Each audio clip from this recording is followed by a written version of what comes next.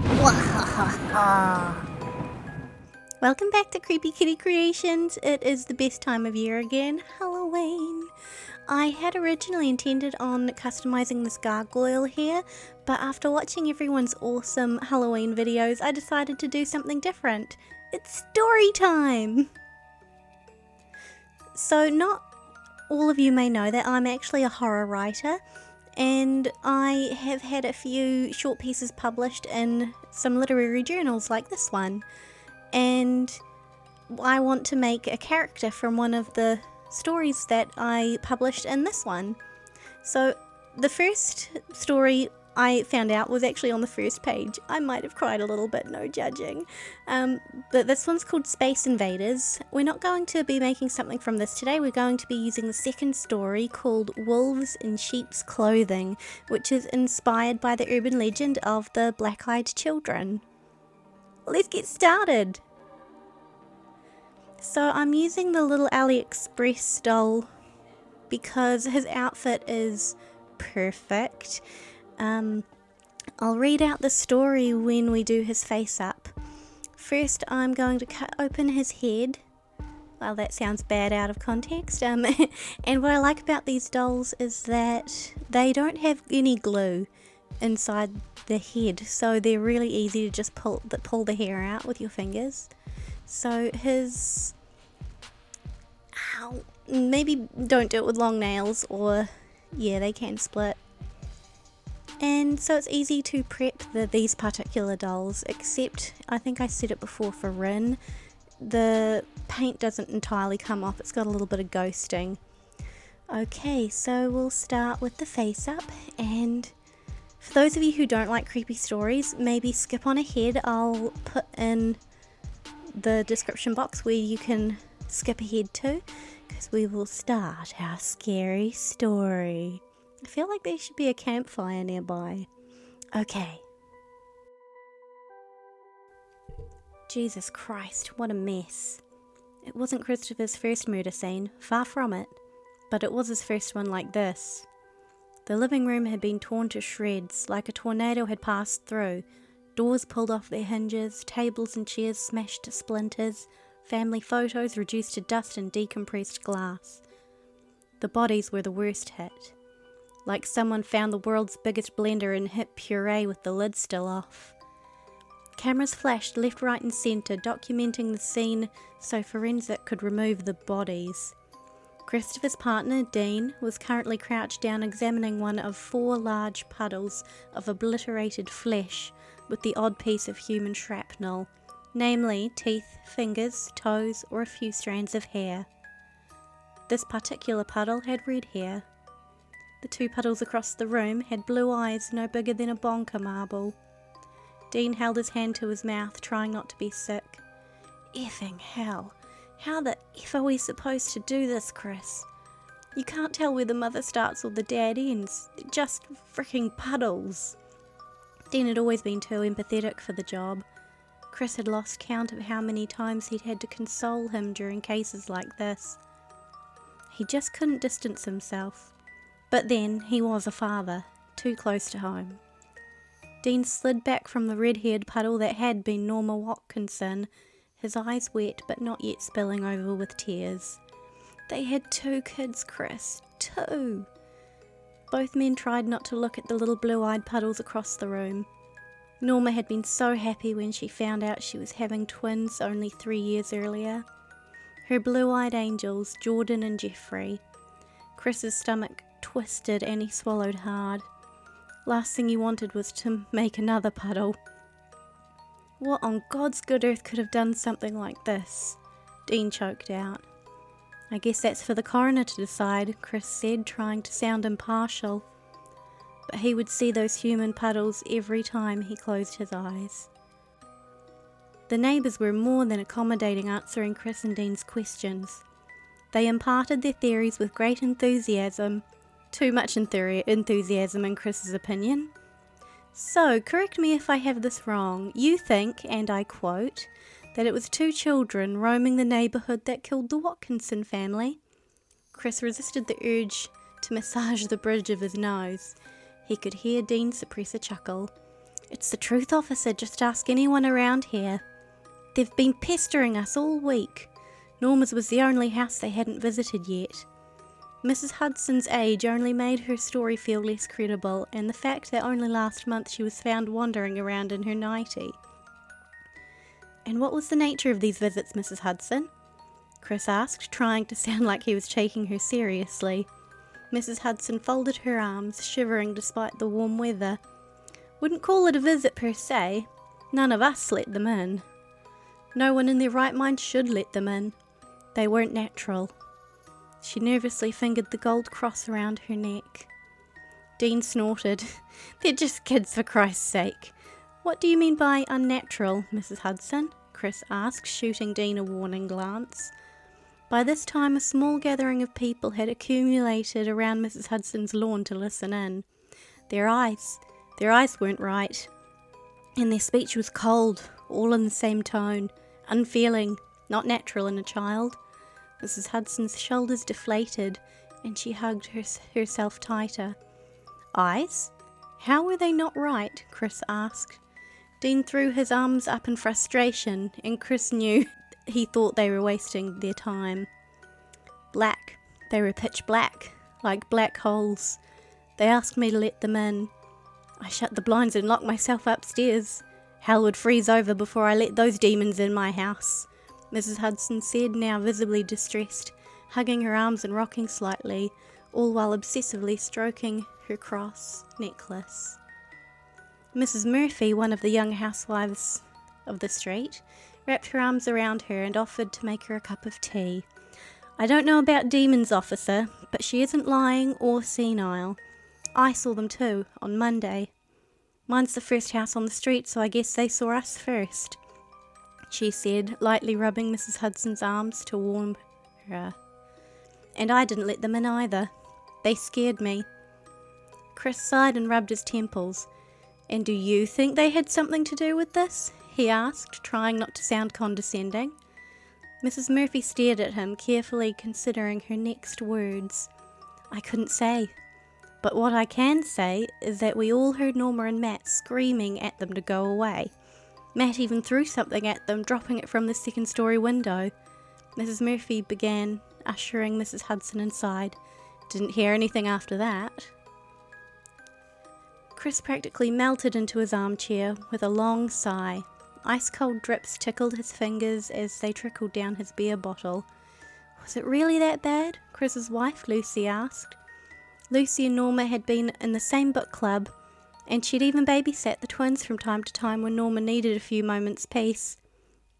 "The worst." Chris closed his eyes only to snap them back open to rid himself of the human puddles. "Trust me, honey, when I say you really don't want to know."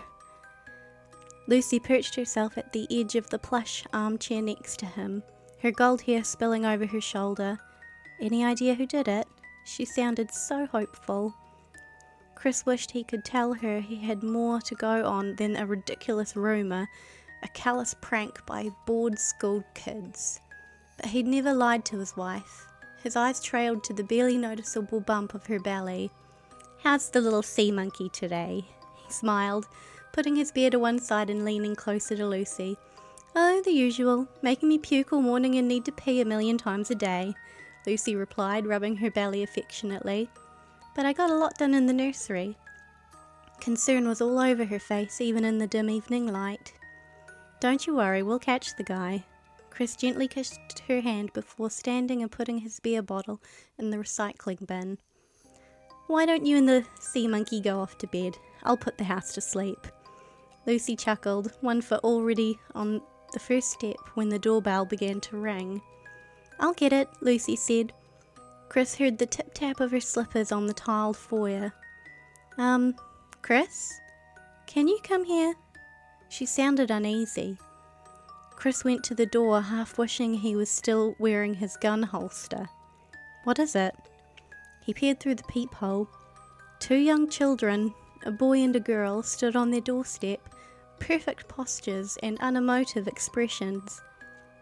Their haircuts and clothes looked old, from the 1920s. The boy in grey tweed shorts and stockings with matching jacket and tie, and the girl in pigtail braids, button-down jacket and Mary Jane's. "Why didn't the sensor light come on?" Lucy whispered, pushing a corner of the blinds back so she could see out the side window. "Please help us." A chill went through Chris and he shuddered involuntarily. Sweat drenched his hair and forehead in less than a minute, and his chest felt painfully tight. "We need help. Please let us in." They spoke in perfect unison, their tone robotic and expressions unchanging. They didn't sound like they needed help. "Don't let them in, Chris, please." He'd never seen Lucy look so scared. She had one hand protectively over her stomach. Chris sighed, pulling up the blinds to tell them to go away. Lucy screamed and Chris leaped back half a mile in fright, falling onto his backside. The children's faces were pressed to the window, their tone changed, loud and forceful. "Let us in." Their eyes were black. Chris's fear turned to rage. He'd seen teenagers wearing the same black sclera lenses at raves, hardly supernatural. Chris found his footing, growling as he opened the door and grabbed the children by their scruffs and pulled them into the foyer despite Lucy's pleas. "What do you think you're doing, huh? Scaring the shit out of people, staying out all hours. Do you have any idea how much trouble you've caused?" Crouched down at their eye level, Chris found their eyes even creepier. He couldn't tell if they were looking at him. Not without pupils. "Where the hell are your parents? I have half a mind to arrest them for negligence." Lucy positioned herself as far back into the corner as she could manage, hugging herself as if her arms would form a protective barrier around their unborn child. The air felt thick, and breathing suddenly seemed like a chore. Chris swallowed hard and burst out in another sweat. Every fibre, muscle and brain cell told him to get out of his house. "Tell you what, tell me where you live, and I'll take you home." He was surprised at the saccharine sweet tone to his voice, and it was shaking more than he'd care to admit. The children looked from Chris to Lucy, arching their heads to meet her eyes. The front door slammed shut. Lucy screamed. A series of bangs, clicks and slams resounded through the house as every door, window and latch shut on its own accord, locking them inside. The children exchanged Cheshire cat smiles, stretching far wider than humanly possible, like a fanged zipper from ear to ear. I hope you liked my black-eyed child story. I really wanted to make the sister that goes with this little black-eyed boy, but I didn't have another base, so maybe next Halloween I'll go ahead and order another one, because I think they make a really creepy duo. But back to the face up. So I'm just drawing his teeth back in with some watercolour pencils. I do regret filling in the mouth with all white, I thought it would be quicker, but it really wasn't.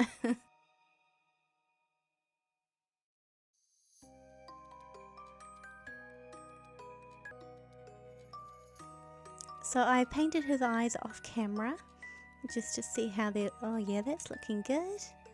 I'm happy with that. They just need to be glossed though, so I'm going to quickly do that now before I forget. The original story of the black-eyed children, it's a real urban legend in America, and a lot of people have actually claimed to see them. My story is very different from the original, because it's a work of fiction that I made up. But if you're curious about the original story, definitely look it up and have a read. There are about 2 different versions, and they are really cool. I love reading about urban legends from around the world. A lot of my work is set in other countries based on urban legends. I just think they're so cool and creepy. Who doesn't love a good creepy story? Often, because that's really gutting actually.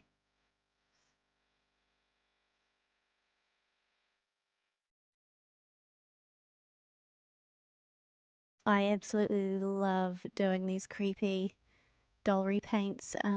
I rely heavily on getting creepy. I'm so happy with them. And I made his wig cap off camera the way I normally do, and I'm just painting it brown to suit his hair. So that's all cut out, and I'm trying Moonlight Jill's method of hot gluing the wefts and also cutting as I go. This is my first time doing short boy hair, so we'll see how it goes. But the hot glue really is so much quicker.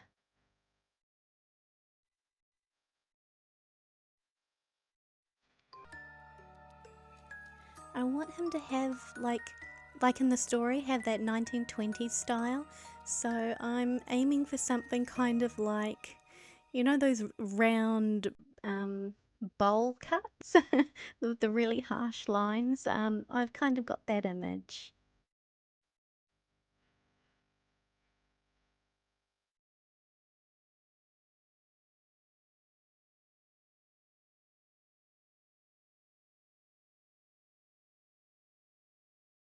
This is his new smile. So what actually happened is when I made his wig cap, the Glad wrap, I don't know, the Mr. Super Clear mustn't have cured properly and it actually smushed all of that white watercolor pencil. So I had to get as much of that off with water as I could. And funnily enough, it did actually dissolve with water, which it shouldn't have done after being sprayed with Mr. Super Clear. So it is a mystery that I will never know. But I'm actually much happier with how this mouth came out. It's not quite as harsh. I'm just adding some Elmer's glue to the lash line and adding on some eyelashes. Because he's a boy, I didn't want them to be too long, so I actually used a pair of bottom lashes. And like with Rin, I also put Elmer's glue in the back. I cut his hair off camera because it took forever. So much razoring. But yeah, he's got that sort of bowl cut, and I want to finish off his look with a paperboy cap. You know, like those old little puffy caps that they used to wear a lot in the 1920s? So first we cut out our 4 triangles and stitch 2 of them together, right sides together. And then we're going to turn them out and then put them together. Right, to watch me suffer. Same process as Rin. I'm really happy that I could reuse the clothes that he came with. It saved a lot of time and they're actually really well made.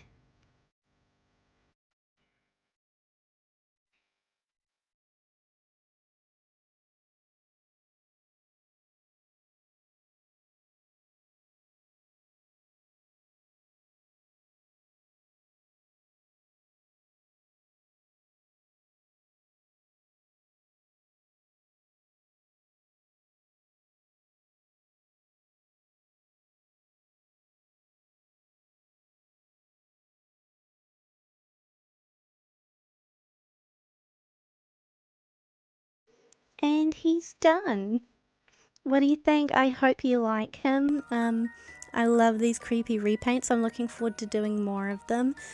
And I hope you enjoyed the story. It's actually a really cool feeling being able to make dolls of characters that you've created. And I plan to do more in the future with more of my stories as I finish and publish them. So I hope you'll enjoy all those upcoming horror repaints. If you liked the video, don't forget to like, subscribe if you want to see more, and I'll see you next time.